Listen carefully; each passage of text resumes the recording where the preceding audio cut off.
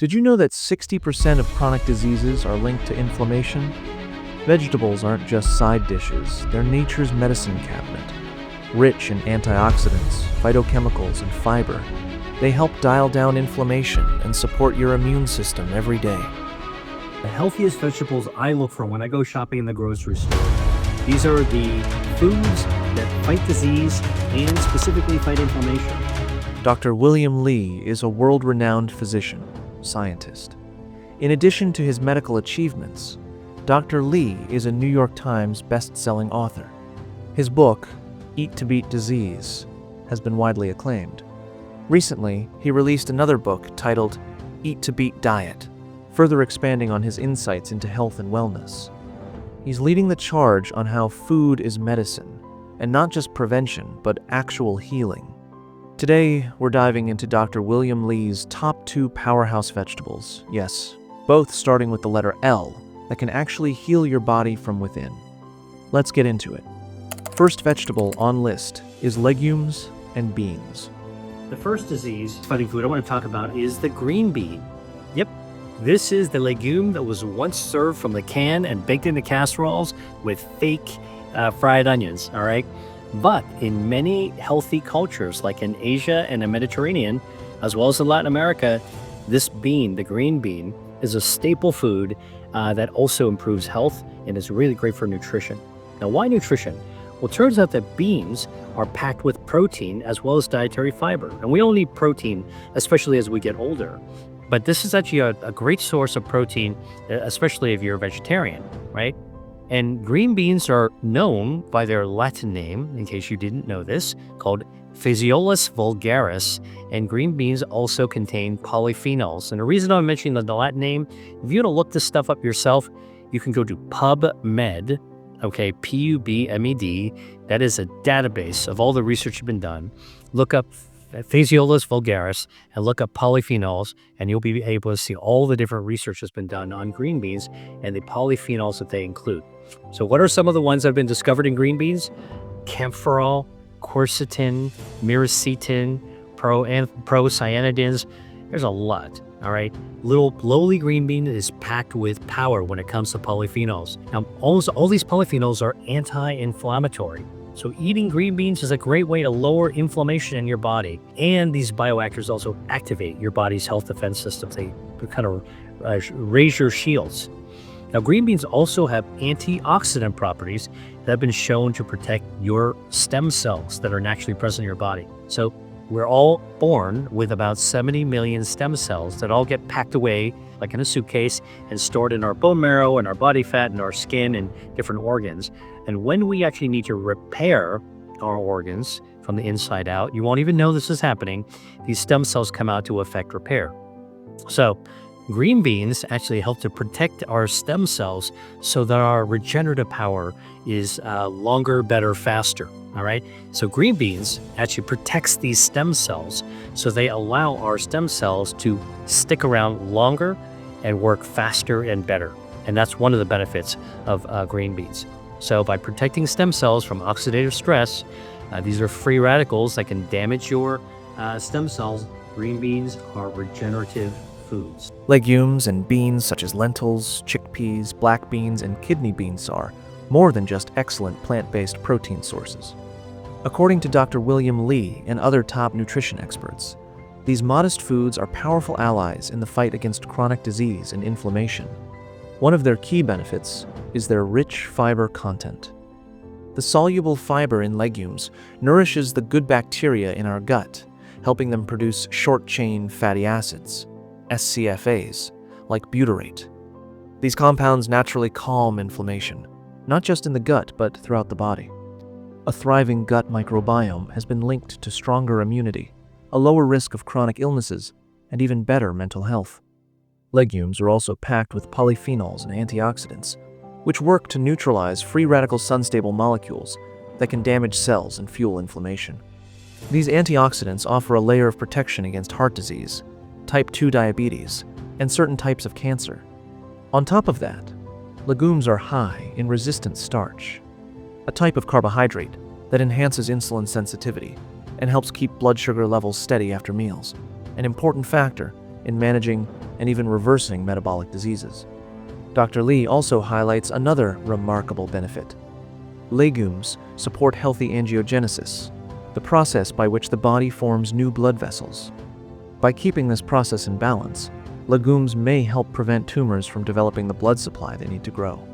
Let's know which type of beans we have to eat and how we can cook and eat beans. I recommend that you don't use canned green beans, all right?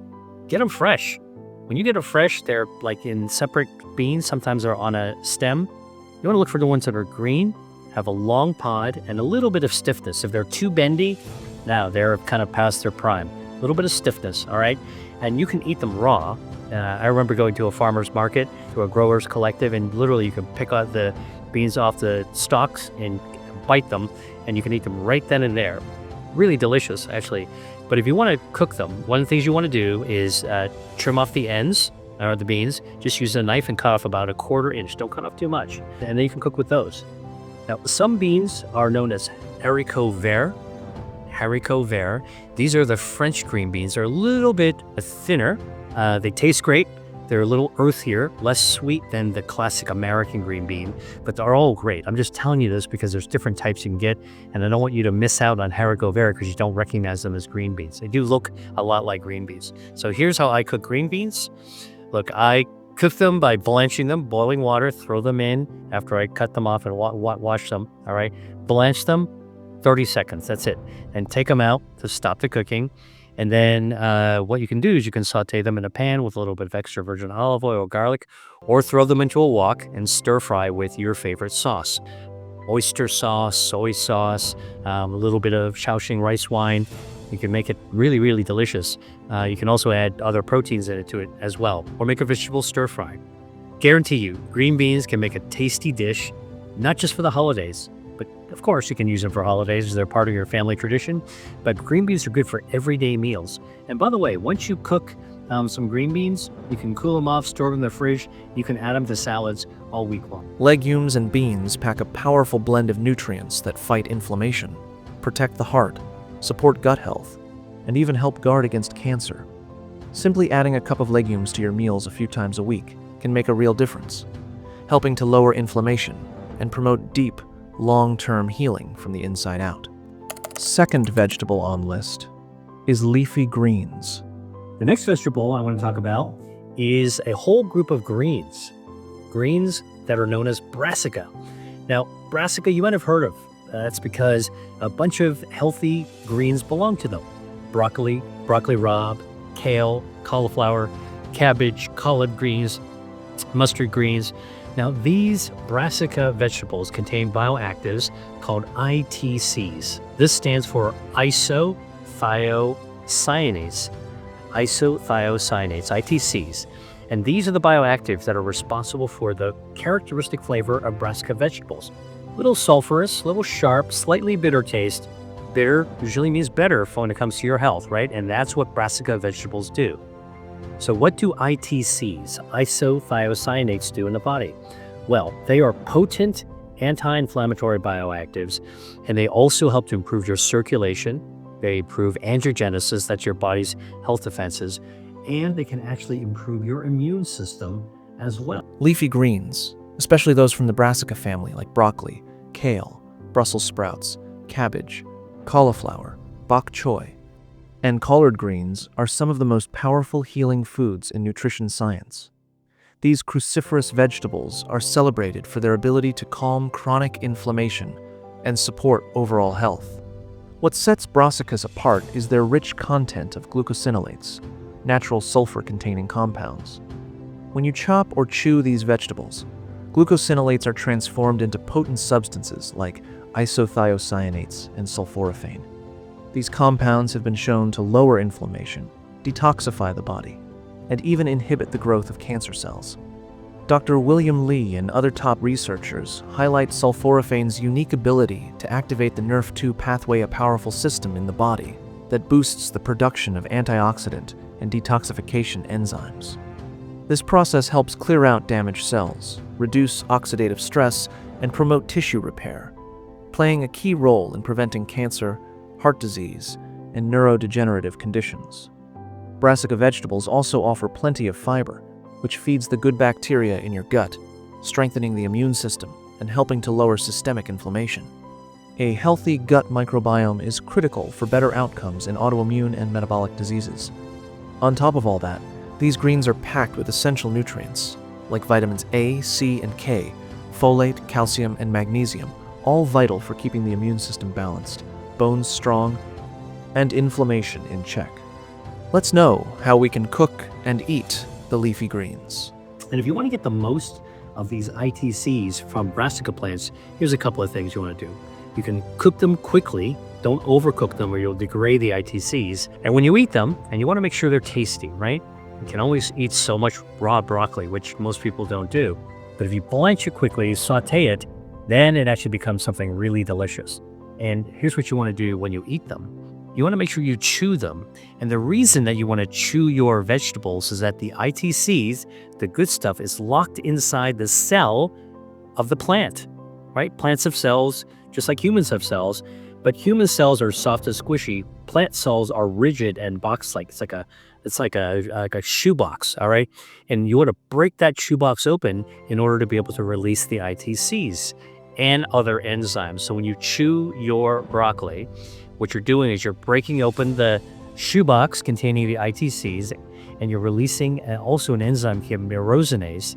And this enzyme, myrosinase, breaks down the ITCs and generates sulforaphanes. And the sulforaphanes then go on to, when you swallow them, go on to stimulate your health defenses, all right? So this is how it works. Pick the brassica from the field, bring it back. You can blanch it, cook it quickly. My little tip for cooking brassicas, if you want to cook it, it should be bright green, brighter than when you actually have them raw, and then stop, all right? Before they start to dull in color, that's when you've overcooked them. That's why the old kind of school way of boiling your vegetables, you pretty much destroyed when it comes to broccoli, for example, you've destroyed all the ITCs, all right? So how do I actually like to cook them? You can steam them, get steam of broccoli, like in 10 minutes you're done. Okay, you can blanch them. Blanching, as I mentioned to you, boil some water, wash your vegetables, all right, like broccoli rabe, quickly throw them into the boiling water, all right, and in 60 seconds, fish them out, drain them. You can even rinse them under some cool water if you want to stop the extra cooking. It should be bright green, all right? Then cut them up if you want, and then you can heat up a pan and saute them, a wok to stir fry them, or you can put them into a food processor and puree them, all right? And obviously, food processors like super chewing, and you get a lot of those ITCs out, all right? You can make a delicious soup or smoothie that way. Now, I actually like broccoli soup as an example.